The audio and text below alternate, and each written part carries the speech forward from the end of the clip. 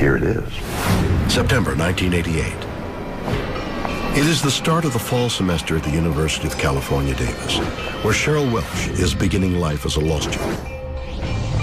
I grew up in Sacramento, California. I was a receptionist at Kaiser Hospital for 10 years. I decided that I wanted to go back to school, so I went to UC Davis. But as her studies get underway, things change. I know what normal life is, and life became very abnormal. It starts with her telephone. Usually you pick up a phone, you hear dial tone, but my phone, there would be click noises. There'd be a long pause, then static. She has it checked, but the strange noises continue. Cheryl becomes concerned. It's the first of many appliances that behave erratically in her presence. Things in my environment, all of the electrical equipment didn't work anymore. My computer, my TV. Her unease grows as she discovers it's not only machines that act strangely around her. Police cars started to follow me. I had a rock thrown at my car. Somebody tried to drive me off the road. I mean, I've never had a ticket. I've never taken drugs. People in my environment were acting out of character. I was acting my normal self, and people were acting weird. People turned against me. People would stare at you. Students would swear and spit on me. Weirder still, random strangers on the street seem to know exactly what she's thinking. I felt like I was surveilled. I thought somebody could read my thoughts. Cheryl's personal life falls apart as friends and family drift away. Then, she's fired from her job. It was like shock and awe. For 3 years, it was like that. And I realized, you know, this wasn't going to go away, despite my best efforts. That was a really depressing, blackest moment of my life. I just cried and cried and cried. I thought, why not just end it? Fearing for her sanity, Cheryl seeks help. So I went to my advisor, and I was having trouble academically, and she helped me get through this, and it was the only one that believed me. Her advisor comes to a quick conclusion. Cheryl is the victim of deliberate and organized campaign of harassment. But who is behind it? First, we checked out. We thought, maybe there's a psychology experiment. They're trying to stress you out. There was no psychology experiment.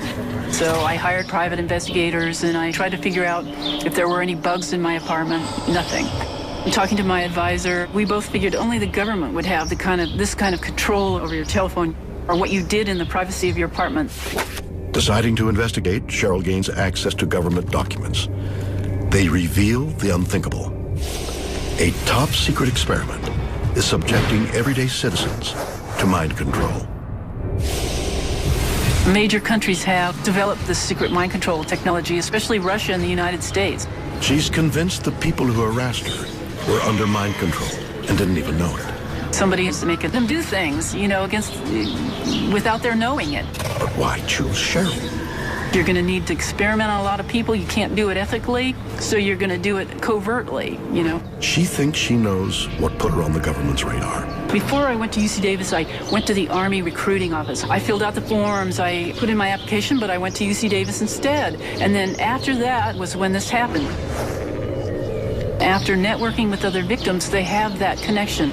Former people who applied to the CIA, former people who have relatives in the government or the CIA are often targets. Are the minds of innocent citizens being controlled by government-sanctioned experiments? Is Cheryl Welsh telling the truth, or are her claims absurd? Just another conspiracy theory that's impossible to prove? Maybe, but not if you listen to Nick Begich. I think there's some good evidence that Cheryl Welsh and many of the other people I've spoken with have been victimized by this electromagnetic mind control experiments. The weapons of this century aren't bombs and bullets and ordnance, but electromagnetic energy targeting the human being, which is a greatest revolution in military affairs since gunpowder. Begich is an expert in government mind control. He is convinced the Pentagon has mastered a technology once thought to be science fiction, the ability to broadcast information directly into the human brain. Our government began spending a lot of time looking at how to modify behavior of human beings. Going back to the Korean War, in fact, in a publication, Low Intensity Conflict in Modern Technology, they have a chapter on electromagnetic weapon systems, being able to not just to debilitate someone, but actually even to stimulate certain activities within the brain. But how? HAARP is the High Frequency Active Auroral Research Project, which started as a joint effort of the Air Force and Navy. This is a very large array or field of antennas based in Alaska, radio frequency antennas. HAARP antennas transmit powerful radio signals into the upper atmosphere to study the effects on wireless communications. But Begich says HAARP can also be used for more sinister ends. HAARP has announced several other programs and campaigns, and there's two areas that I got very concerned about. One was weather modification applications. The other was the effect on human beings. If you can modulate a signal that the brain locks onto, recognizes, and begins to mirror or follow the frequency following response, the brain rhythms change, then it creates a chemical cascade within the brain and the emotions change. Now the resolution gets finer and finer and finer. And it used to just to be about triggering emotions. You could change people's brain chemistry pretty readily, change their emotional state pretty easily. But when you get down to the idea of thoughts and being able to manipulate those, that requires a different kind of sophistication. Can we hear sounds without using our ears? Not only is it possible, says Begich, he can prove it using sound recordist Brad Daw. So what I'm going to demonstrate is a earth pulse sound wave. And what this is an infrasound device. It's just a small electronic circuit that we run a CD player playing some Bach into our circuit and then comes out through two piezoelectric transducers. So I'm going to place these transducers on your face. You're going to block your ears tightly. We put those in contact with the skin and listen. Yeah. So what do you hear? I hear the music, yeah, loudly. Right in the center of their forehead, inside their head, they'll hear Bach, just like they would with their ears, but the ears aren't involved. It wasn't through my ears at all. It was basically, it felt like kind of it was coming from the middle of my head, no direction, and it was clear. So not through my ears at all, which is pretty cool. Now we can do this wirelessly with microwave. So there's lots of ways to do it, and this just gives a very simple sort of workbench model that gives the principle so people can understand, yeah, you can really do it. Don't you just love death metal? I got a headband that'll work. Now this is a fascinating theory. But there's just one problem. I'm not sure these piezoelectric transducers are going to catch on as a fashion accessory.